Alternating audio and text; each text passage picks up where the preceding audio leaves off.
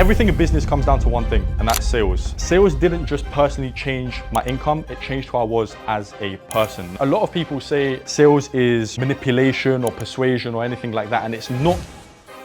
If you're actually convicted in the offer that you're selling, you are guiding people towards a better future for themselves. There's a lot of people right now with great degrees, great universities who can't actually find a job. I lost plenty of money in trading. I tried an e-com store. I tried running my own SMMA agency, and none of it really worked. And that's not to say they don't work. It's just to say that I probably wasn't passionate about it. You build yourself a bad rep in the space, no one's ever going to hire you ever again. Your first 3 seconds are where you make a massive first impression. A lot of the time, it can either make or break the sale.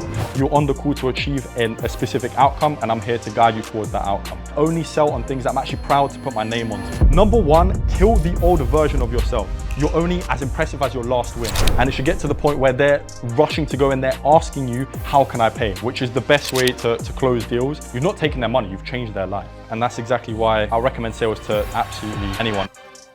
My talk's essentially just going to be on specifically high ticket sales, what I believe are the most important things to help you guys close more deals, and how I personally went from a corporate 9 to 5, being very, very risk averse, to then managing to personally make over 30K in a single month as a closer, and then helping out a lot of our students or some of my best friends along the way as well. So let's get straight into it. So, I mean, you guys probably watched the video which I sent into the WhatsApp group already, but let's start with a simple question. How many of you here are either in sales or running a business where sales is a bottleneck? Yeah, lift your hands. Yeah, pretty much everyone. So sales essentially comes down to one thing, and that's sales. Whether you're running a crypto offer, trading, whatever it may be, without sales, your business cannot run and you're not going to be making any money if you can't sell anything. Now, sales didn't just personally change my income, it changed who I was as a person. Now, I'll go into my journey later on in the presentation, but as Isaac touched upon earlier as well, I was quite skinny earlier on, managed to get myself in the gym, and that obviously helped me boost my sales ability, got me more confident, and overall just changed how I'm perceived by my friends and by everyone. By the people that are close to me.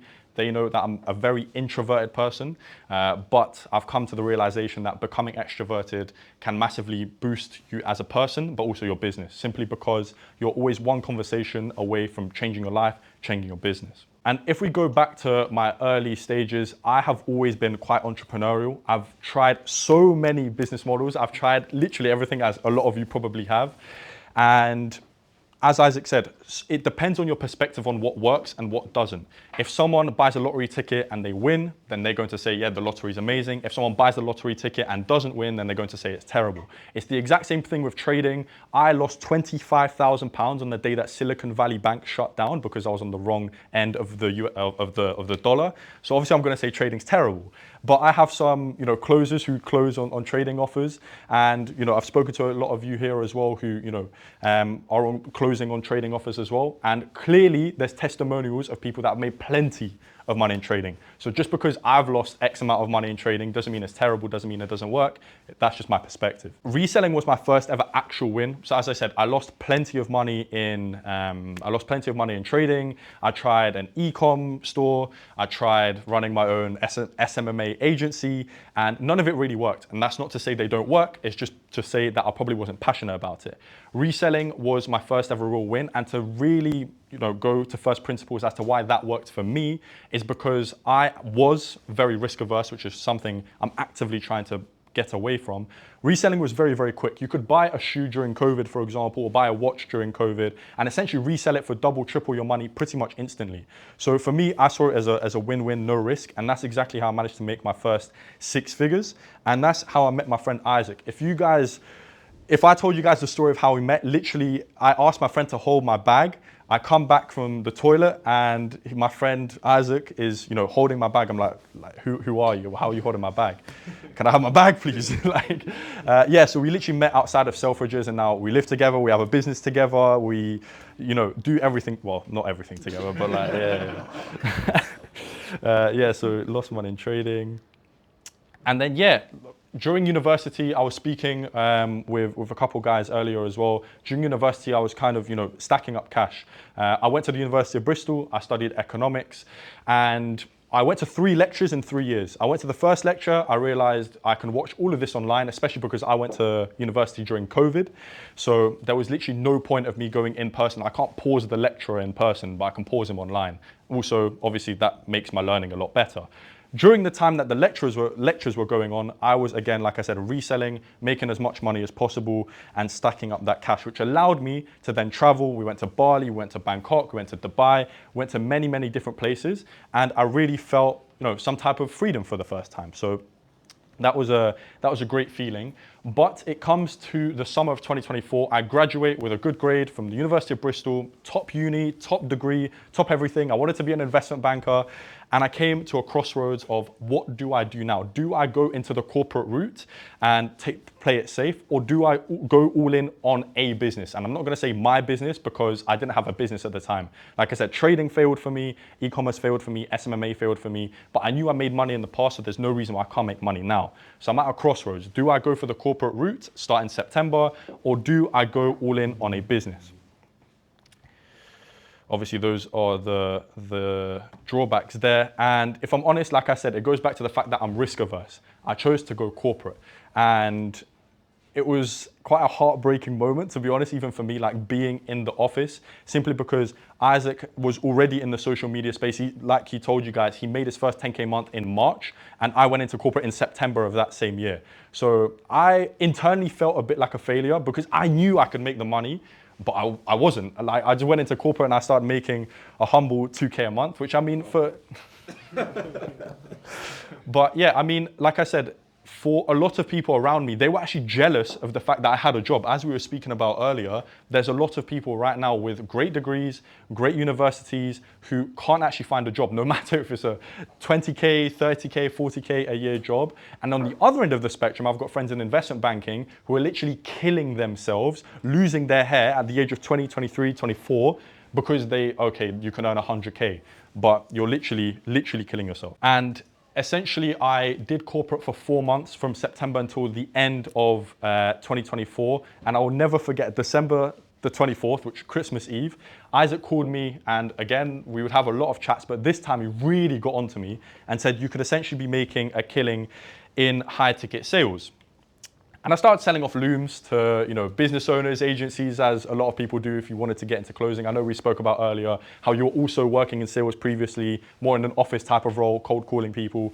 And then you discovered high ticket sales and then managed to make a lot more money from that. And obviously you have a lot more freedom from that. That's not to say I didn't know what high ticket sales was. I was just a pussy and I didn't know what to do. I didn't know, I was scared of losing the 2K a month salary, which for those of you in sales know that that's essentially 2 or 3 closes. Not that hard, especially if you're any type of good. So what Isaac done is essentially he managed to train me up. There's a YouTube video of him actually training me, which is on the next one. Yeah, this YouTube video, which you can literally find online, this is literally what helped me make 30K a month. This is literally what helped me throughout my entire sales journey. And it's me sitting in WeWork after one of my shifts, essentially going through what the structure of a sales call is. Obviously discovery, pitching, temperature check, and then closing at the end of it. And that's essentially when everything changed. I got the validation that I was able to make more than what my corporate salary was paying me, which is exactly what I was scared of in the first place.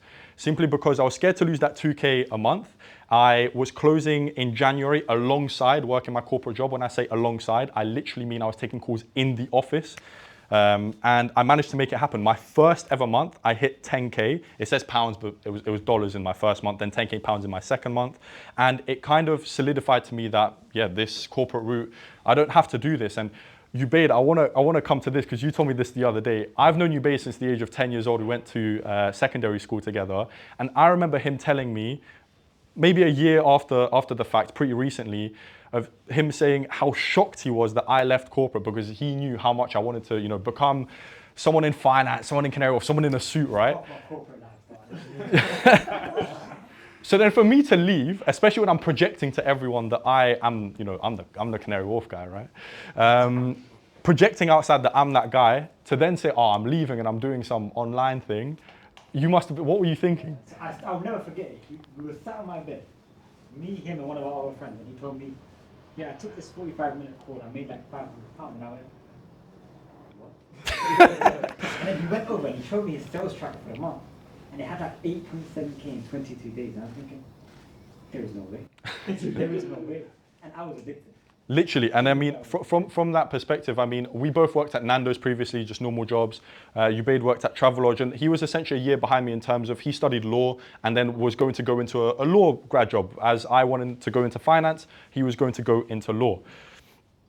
So specifically with that, obviously, we'll go into Ubaid's story in a little bit, but I went from strength to strength, and it just showed me that putting more courage in myself and my skills made me, the person I am today. And obviously I'm still growing, but I managed to achieve a 32K month on the back end of the summer of this year. Now, again, another reason why I was actually able to achieve that is because that specific month, the month of September, I had a real fire under my arse. Now, the reason I say that is because we had just moved in together into an apartment in central London, and we had to drop £50,000 on 6 months of upfront rent. So obviously my bank account was crying. At the same time, Isaac convinced me to buy a Rolex, which I mean, which is a great decision, alongside having to pay for the deposit, having to pay for the rent. So obviously my bank account was absolutely crying. So having that fire under my arse again, I initially had that fire under my arse from leaving corporate, not wanting to, make my parents disappointed, because I'm the first person in my family to go to university. I'm the first person in my family to then, work in finance and all this stuff. So then for my parents to see that I'm leaving, they have to see some type of reward on the back end of that. As Isaac said, he had to sleep on his mum's sofa because his mum, didn't really maybe believe in him at first. Similarly here, I had to have something to back myself up. That's exactly why I moved out, because I couldn't bear the fact that, if I fail, I can't see my parents see that. Obviously, it helped me succeed more, which is the moral of the story, obviously. And that's exactly when we started, myself and Isaac, helping people around us more in private. So we've launched something called GodMade Sales, which aligns with the GodMade brand, which Isaac is all about.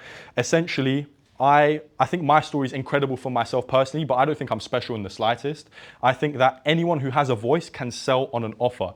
For example, my dad is a Polish builder. If there was a Polish building offer, he could close on that. You just have to find the right ICP, the right offer for your specific skill set. And that's exactly what I managed to do for some of the people here. So for example, Ubaid, like we said, you saw my particular journey. You're working in Travelodge. We're going to go into a law degree. And then what are you doing now? Now I'm closing. Yeah. And I'm hopefully launching my own high ticket offer as well. And honestly, in the span of a year, life left. It's amazing because Ubaid, in the summer of 2025, showed me a list of things he has to do in order to be able to move abroad. One of them was, of course, helping his mum pay off the mortgage, which is, a beautiful thing. And now, simply, as you said, launching your own high ticket offer specifically focused on Muslim closes, which is an amazing thing. And I think your highlight month was $24,000. You're working together with Adam as well, together on an offer and then together on your high ticket offer as well. So amazing to see that as well. I think Adam, you're still at university, so to be making that type of money at uni is amazing. And then David, I think you're the most aligned with me at the same time. You worked in finance as well. Do you want to tell your story? Yeah. So literally, October, I was doing my accounting exams, like ACA, I was a financial analyst working in BDO, like one of the accounting firms, and I came from Durham University, and I was like going straight, my mom was like, make sure you get this chartered accountancy, qualify. I was like, it's just pointless. Like even in 3 years, my salary goes up to max 50K, and it's just not something I want to do long term. And then obviously Peter has been a big inspiration, Isaac as well, and just kind of coming into closing has taught me a lot about myself as well, and made me, it's been a mirror, because realistically as well, I've been having to ensure that I know to myself that I have the audacity to actually achieve results and become confrontational, because it's the biggest thing in sales. I'm a very unconfrontational person, but then you're having conversations with people changing their lives. So one thing Isaac always told me is like, I'm literally good with or without, and coming onto these calls as well, I'm genuinely helping other people get to the better version of themselves. So it's like a win-win for both situations. I've literally replaced my income you know, within a year of joining, and also it's made me a lot more articulate, maybe a lot more confident, and also, you know, show to others that I can do this. And all my friends from like Ends and Barking and Dagenham and things like that, Essex, they're always coming to me and saying, David, don't leave me behind. And it's like, it's a beautiful thing because it's like they see this, and whilst it was like going to be a long-term vision of scaling with finance and, you know, going into investment banking, private equity, it's like there's more to life than that, and it's like a sense of fulfillment. So I'm ultimately grateful for this journey, and, you know, I'm excited to see where I'm taking. Exactly, only upwards from here. So amazing to hear your journey from there. So obviously I managed to go to Dubai on my own terms, simply because I was able to, you know, take time off whenever I wanted to, not just simply when my boss told me I could. And similarly to Ubaid's story of Mecca, he was able to go in December. My granddad passed away in November, and I was literally able to fly to the funeral like that. So in Poland, funerals are very, very quick. So I was able to go simply because I didn't have to ask my manager, can I take time off? And I think that's one of the most beautiful things. Not only are you earning more money, but obviously you have the location freedom and the time freedom to do whatever you want with your calendar. So it gave me control over my life, and that's exactly why, you know, I recommend sales to literally absolutely anyone. And I'll go into exactly what high ticket sales is. A lot of you know what high ticket sales is, so I'm not going to spend too much time on it, but I'll go into the levers that I think all of you guys can pull as closers in order to close more deals, but also when you're probably hiring reps, maybe for your CSM offer, for example, what you should be looking for in terms of reps from that perspective. So obviously, high ticket sales is very, very simple. You're essentially selling high ticket solutions to expensive problems. So for example, for me, I offer stacked for quite a long time, selling on helping people break into investment banking and then helping people break into business school. Funny, because I never broke into investment banking and I'm doing the same thing, but that's the beautiful thing about it. Now, a lot of people say that, you know, sales is, you know, manipulation or persuasion or anything like that, and it's not. It isn't at all, really, if you're actually doing it for the right reasons. Obviously, everyone's got the perception of a salesperson being this sleazy car salesperson. And I had that exact same experience, actually. When I bought my first car, I went to the dealership and I smelled commission breath from the guy that was selling me the car. And I literally left and I went back the next day just so someone else could get the commission. A bit petty, but it's just, I had to do that. So if you're, you know, as David said, actually convicted in the offer that you're selling, you are guiding people towards a better future for themselves. If someone's been dreaming about an investment banking offer and then they pay you and you help them achieve that outcome, you're not taking their money, you've changed their life. And that's exactly why, obviously, as a closer, you're usually paid probably 10%. If your offer owner's nice, you'll get some bonuses as well. So depending on the sales ticket price you're selling, 6K, you'll get paid £600, 10K, you'll get paid 10K, 10K, you'll get paid 1K. So it's a beautiful model. And specifically with the investment banking side of things, obviously, if you want to break into investment banking, you can't just message, David Solomon. He's not going to respond to you. You need to, go to someone who's maybe at a higher level than you, but is in a position to actually help you. So Terry, if someone wants to break into Airbnbs, what are they going to do? They're not going to message the CEO of Airbnb, are they? They can message someone like you. Exactly. So, so your role is simple. Your role is literally to support people in the decision-making process and guiding them towards the solution that they are looking for to help them achieve their desired state. Now, for me particularly, I look at our 3C system when I look for successful closers. Now, what I specifically mean by that is there are 3 variables in terms of success within high-ticket sales if you are a closer particularly. Competence, conviction, and company. Now we'll go into competence firstly. Competence is essentially just your ability to actually sell. As Isaac mentioned earlier, if you don't have the hard skills to be able to sell, no matter if you're selling on the best offer, no matter if the ICP is perfect, you're not going to sell anyone. And that's exactly why you should be learning the skills as a technical foundation before trying to outreach to anyone and do anything like that. So I believe we spoke earlier and you said you were literally learning sales for 2 months online from YouTube before you broke into the high ticket sales space, which is the ideal way to go, rather than what I see a lot of people doing, which is essentially seeing success from people online and then trying to immediately going onto an offer. You build yourself a bad rep in the space and no one's ever going to hire you ever again.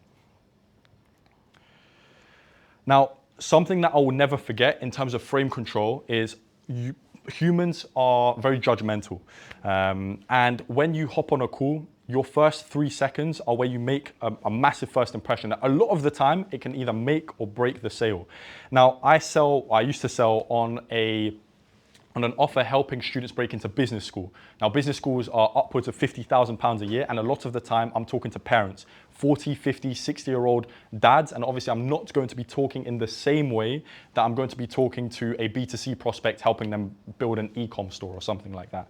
Now, specifically on that offer and why I agreed to Isaac's persuasion to, make me buy a Rolex is the offer owner told me that you can't be a good closer if you don't have a good watch on your wrist. Because if you're on the sales call and you're trying to sell students onto something which is £6,000, £8,000, £10,000 and you don't have anything tangible to show for it, you've got, like a hoodie on and you've got a terrible background, you can't really sell. Now, secondly, in terms of discovery, this is essentially where you just want to, in the simplest terms, extend the pain gap. Essentially, the current state of the prospect and the desired state of the prospect by asking questions. Too many closers that I see, they yap. How's the weather? How's your mum doing? How's your dad doing? No one cares. Obviously, you're on the call for a reason. You're on the call to achieve a specific outcome, and I'm here to guide you towards that outcome. So let's get down, immediately to business, essentially. Now, in terms of objection handling, this is where a lot of closers obviously struggle. What I found to be majorly important is actually pre-objection handling. Guys, can we name some common objections that you get on sales calls? I need to think about it. Yeah. Speak to the partner. Yeah. It's a scam. Speak to the partner. I need to think about it. These are some of the most common objections you're going to get, and you can very easily eliminate them if you just make sure that you cover everything before we even get through to the discovery or through to the pitch. So, for example, with the partner example, if the decision maker isn't on the call, you simply don't proceed with the call. Simply you reschedule, because you're never going to get the desired outcome, which is obviously a close, at the end if you need to speak to the father of the student and the father isn't there. Reschedule, get the dad on the call, otherwise you're just essentially wasting your time. Yeah, so these are, as we spoke about, think about it. Money objection. I mean, the money objection, they shouldn't even be on the call if they're not financially qualified. This is where triage comes in. Obviously, if you yourself or an SDR are able to call your prospects beforehand, this is how you eliminate the money objection. Authority, obviously, just not taking the call with the prospect if they're not the decision maker, and then shopping around, essentially finding out who else they've spoken to, making sure you tell them that other offers are terrible and why you're the best. If they've said they've had a terrible experience with a Discord community in the past, don't shout and scream about your amazing Discord community. And then tonality, I believe this number is probably actually higher, but in terms of communication, tonality and body language makes up the majority of how humans reciprocate and understand your communication. A lot of the time, words aren't, remembered or understood, but the feeling that they made you feel. So specifically with body language, if you stand on a call like this and you're trying to sell to them like this, you're never going to sell. Also with tonality as well, if you don't, raise a questioning tone, for example, during your discovery, no one's going to be interested in what you have to say. And a lot of the time, you can be curious in what you say, or you can be boring in what you say, even when you're saying the same words. So for example, if someone says, if you're selling on a B2B ads offer, which I know someone is selling on, and they're currently at 100K a month, and then you have a questioning tone of 100K a month, then they're feeling, a certain type of way to justify themselves to you, rather than, 100K a month, and then no one's ever going to, respond to that. And then to pitching as well. Everyone kind of thinks that a pitch is the exact same pitch for everyone, no matter what. Even if you have one offer, you can customize and tailor the pitch to the specific prospect that you're talking about. Again, if your prospect has had a negative experience with a Discord community in the past, you're not going to shout and scream about your Discord community. And that's exactly where tailored pitching comes into play as well. And then obviously closing. You shouldn't be pressuring your prospects to close. It should be to the point where they have spoken to you for oftentimes 45, 60, minutes or even above an hour. And it should get to the point where they're rushing to go and they're asking you, how can I pay? Which is the best way to close deals. The longer you don't ask them for something, the bigger the ask can be. I don't think I've said that correctly, but essentially, if you don't ask them for payment straight away, then obviously at the end of the call, you're able to to close with effectiveness. Now, C2 is conviction, and this is my one of my favorite traits within sales that I managed to build up within myself, simply because, to be very honest, I don't think I started off as an amazing objection handler. I don't think my discoveries were very good, but I truly believed inside of me, if you don't buy the product because the product is so good, you must be retarded. So obviously myself personally, I wanted to break into investment banking. If I was in the position and was pitched the investment banking offer that I was selling on, truly, hand on heart, I would buy it. And that's the conviction that you should be walking into every single sales call with. If you're not convicted and you haven't brainwashed yourself to think that the offer that you're selling on is actually amazing and actually is going to change people's lives rather than just, oh, I'm taking your 3K because I want the commission, then you're never going to be convicted enough in the sales calls. And that obviously comes across even on screen. And that's even more important when you're selling in person, which is something that I've been learning to do simply because helping people break into business schools, we do a lot of in-person seminars across universities in Switzerland, in the UK. When you're selling to, one-to-many, you can make a lot more commission than just, on one 60-minute sales call. One 60-minute sales call, you can make $600 or even $1,000.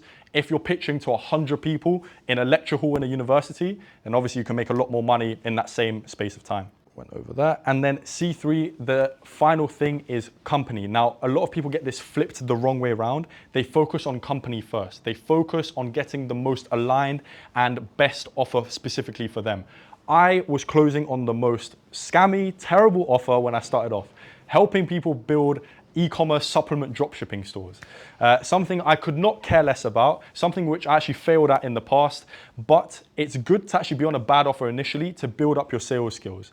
And if you can close on a terrible offer, imagine how well you can close on an amazing offer. We spoke earlier, you said that your initial offer was something that you're super aligned with and something that you're still closing on right now. That's amazing. Similarly with you, Ubaid, I know you're closing on an offer where the ICP is closely aligned to you. David, I'm not sure if what you're closing on right now is aligned to you, but you're closing very well. You made 10K in a single month. Imagine what happens when you're actually on an offer that you're passionate about. And that's exactly what I mean. There's real offers and then there's everything else. The reason why I liked closing on the offers that I was closing on, helping people break into investment banking, helping people break into business school, is because there's real world tangible impacts. If someone breaks into the London School of Economics, they're going to be thankful for maybe the rest of their life because you've actually genuinely changed their life. Similarly with investment banking, they were never able to break into investment banking themselves. Now someone is helping them do that and they have changed the trajectory of their life.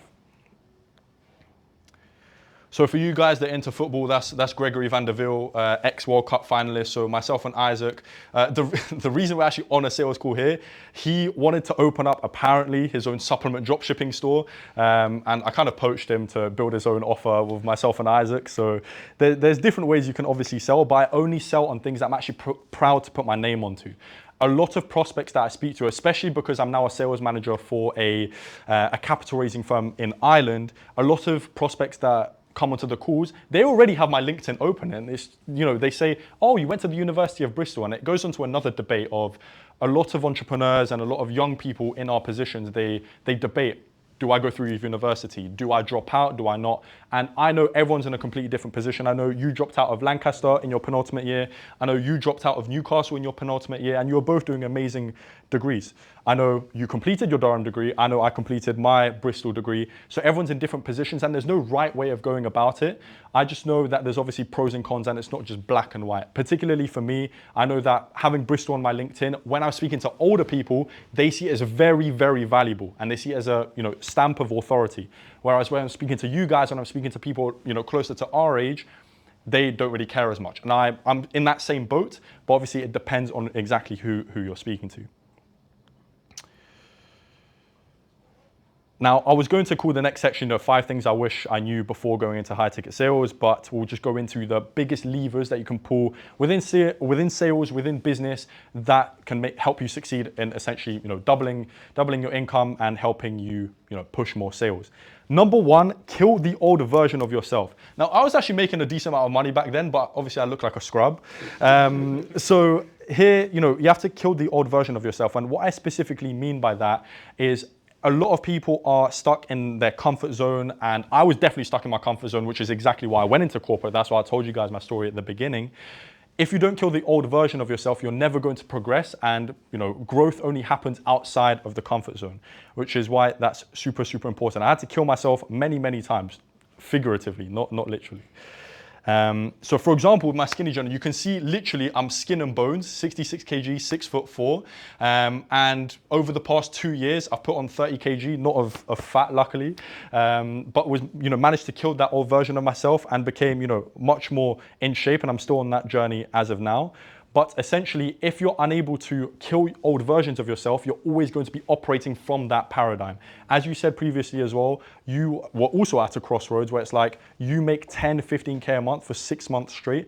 Do I go to Dubai? And you started operating from the perspective of someone who is making 100K a month, and then it happened. How much you're making now? 110K in the month of January. And again, I had to kill myself again in corporate, because even though I had made money in the past, you're only as impressive as your last win. And I know you said, obviously, you shouldn't be super judgmental about yourself in terms of, oh, I didn't close my last sales call, I'm terrible now. But the fact of the matter is, I was reselling before, I was making money, now I'm in corporate. It doesn't matter what I was doing in the past. What matters is what's happening right now. And that's exactly why, like I said, I had to, kill myself in terms of my corporate persona. Drop out of that, drop the facade that I was like, the Canary Wharf guy, drop the suit, because even though everyone was telling me, oh, I made it, you're so lucky to have a job, and my parents were glazing me, everyone was glazing me, I wasn't happy internally. That's exactly why I had to, kill myself from that perspective. And even one of my first big sales positions, I managed to get placed on an investment banking sales position, essentially helping companies raise capital through debt or equity. Got trained up on that offer for 2 months. It was one of my very first offers. And then the day before I was meant to start closing for them, the entire sales team gets let go. And genuinely, when I got off the phone with the offer owner, I burst into tears, simply because I had told my parents, yeah, I'm going to go into this amazing online thing, and I'm leaving my corporate job, and I've told Ubaid and I've told everyone that I'm going to be making so much money, and I have no finance position and I have no online income. So, even though it would have been the safe position, the safe thing to do to stay in corporate, I'm so happy that I managed to obviously get to the position where I am now, where initially in that first month made 10K, started making 20, 30K a month, and now helped so many people along the way, which is obviously what we're going to continue to do.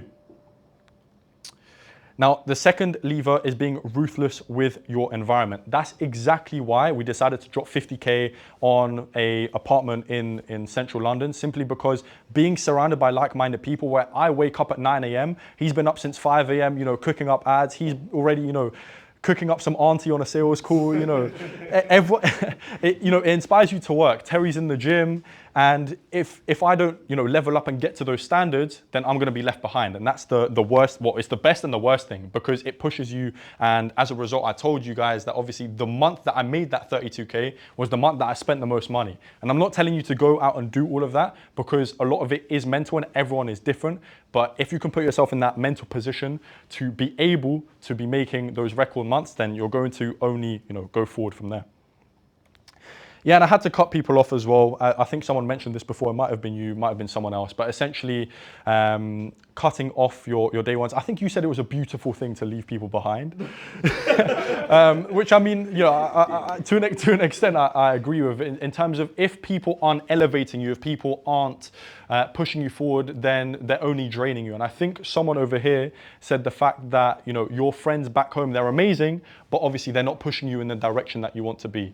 And, if someone is saying, oh, it's amazing that you've got a corporate job, but for yourself that you want more, then obviously you need to elevate your environment, which is amazing that everyone is doing that right now.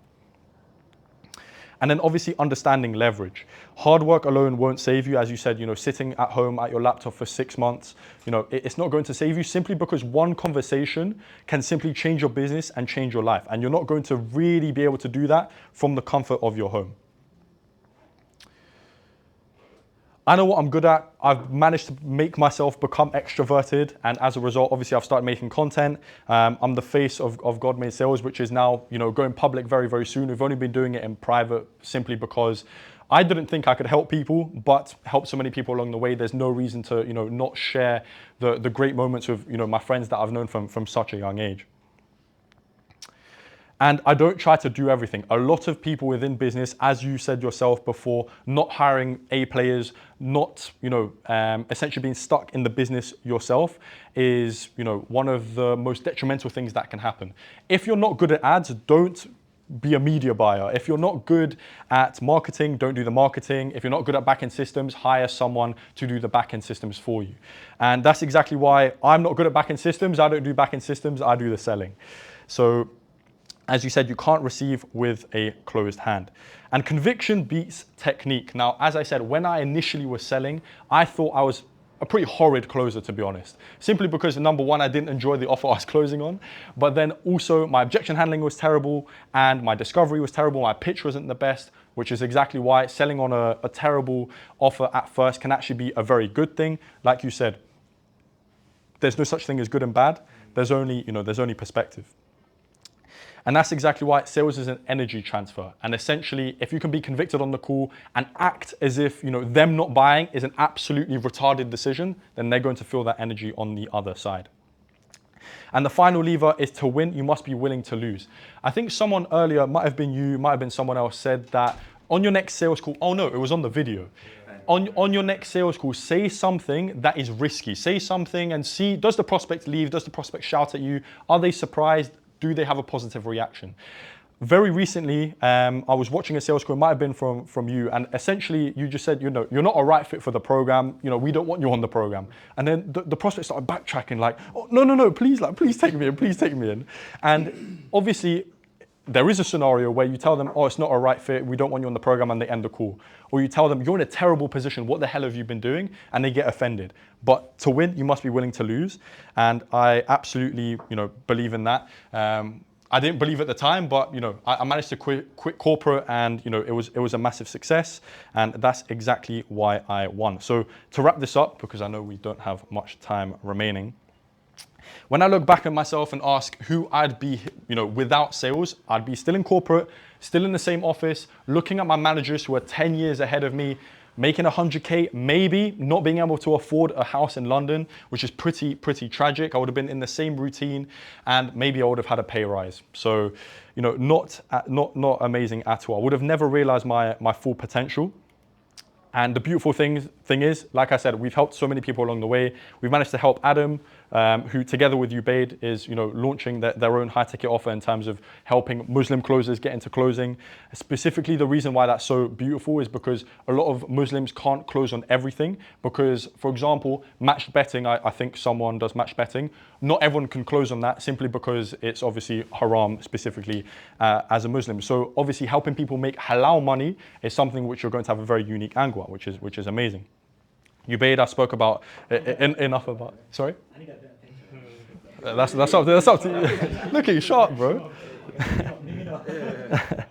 And then, David as well, which is, David was the most closely aligned to me simply because I've known David for a very, very long time. We were reselling together. I met him through Isaac. Obviously, worked in finance, went to an amazing university, and dropped it all to obviously go into high ticket sales. And obviously, I could keep going, like with Ahmad as well. But genuinely, sales changed my life. These are just some of the amazing experiences I was managed to accomplish along the way. One of the most amazing recent ones was I was able to go to my first ever Formula One race in Abu Dhabi, where Lando Norris won. So that was absolutely amazing. And obviously, I wouldn't be able to do that if if I didn't have the time and location freedom to be able to do that. Now, I know most of you are probably in high ticket sales, so I'm not going to ask any of you if you want to get into high ticket sales. I know you're all crushing it, but more relevantly, if you run a business, for example, the CSM business, for example, or anyone else, and you need sales reps, then obviously we have a plethora of amazing reps. So don't be afraid to book in a call, chat with us, see if you want any sales reps, anything like that. And from there, any questions, anything like that? Thank you very much for listening. But I had a question actually. Tell me. You are closing on a B2, like another business, Yeah. and the CEO is on a pedestal. It's maybe like 50 to 100 employees. Yeah. It's very tough to get the CEO on a sales call for the initial call at least. How do you structure that call in order to get the CEO on the call? And then when you get through that and you book on and you go, cool, yep, let's get the CEO on the next call. Do you go through a discovery in that second call? Do you just recite the points that the gatekeeper per se told you? What's that process? Can I just ask, are you asking that question from the perspective of you trying to get through to a business? So you're asking how to get a CEO on a call, right, of like a 100-person company? Yeah. So obviously on the initial call, it's near impossible to get the CEO of like a 100-person company. Mm-hmm. But more than likely, if you leave a positive opinion, obviously with whoever you're going to be speaking to, the gatekeeper, as you said, they're potentially going to get someone higher up and then higher up and then higher up onto that second call. Now, in terms of that specifically, obviously, number one, you have to make the best impression possible with the gatekeeper at first. Treat them as the CEO. And I mean, in life, you should just go about this the same way. You would treat, hopefully, you would treat a janitor or a cleaner the same way as you would treat the CEO of a company, simply because you don't know who is going to be in what position in X amount of time. Even that gatekeeper, even if the conversation goes left and you don't manage to get through to the CEO, they might be useful in 5 years' time, and then you're successful, they're successful, and you build a bond later on in the future. But let's say you do make a good impression. Obviously, they're then going to push for someone higher up to get on the call. Definitely do a discovery on that second call once you're speaking to the higher up person. Go through a normal call, sales call, whatever you want to call it, as you would on that initial call, simply because we have growth operated for a few clients together in the past. And a lot of the time you face even not 100-person companies, but 10 people companies. You're going to speak to a gatekeeper first. Only if you make a good impression are you then going to be able to speak to someone of relevance who's actually going to be the decision maker. Now, in a B2C offer, I would say obviously never take a call with someone who isn't the decision maker. Obviously, this is a bit different. B2B in general is a lot more logical rather than emotional, which is why, as a result, you should take both calls ultra seriously. When we've been doing this in the past, essentially, you have to drop as much value as possible in that initial call, get the gatekeeper to absolutely glaze you, essentially, to the CEO, and then do an even better performance on that second call and third call where, the close is really going to happen. That's what I'd say. Amazing. And then, is it not, because I find it's a little bit awkward going through the discovery and all that stage when you've literally just done it with their employee? Yeah. Couple of days before. Do you know what I mean? Yeah, of course. I mean, something which you can do at the beginning is essentially you want them to introduce themselves to you. And if you ask them, what do you know about us at the moment? And they give a bit of a flimsy answer, oh, he told me this and this and that. You don't want to be playing Chinese whispers. And I know it feels awkward, but you are never going to sell you're never going to sell your product better than anyone else. Obviously, the gatekeeper might have said X, Y, Z, but you don't know what they've actually told them. So even though you're repeating yourself to the gatekeeper, you're telling your story for the first time to the person of relevance. And no matter how many times you've told your story, once you're talking to the decision maker, make it the best call possible. Amazing. Yeah, cheers. Thank you, guys. Amazing, man. Thanks for the opportunity.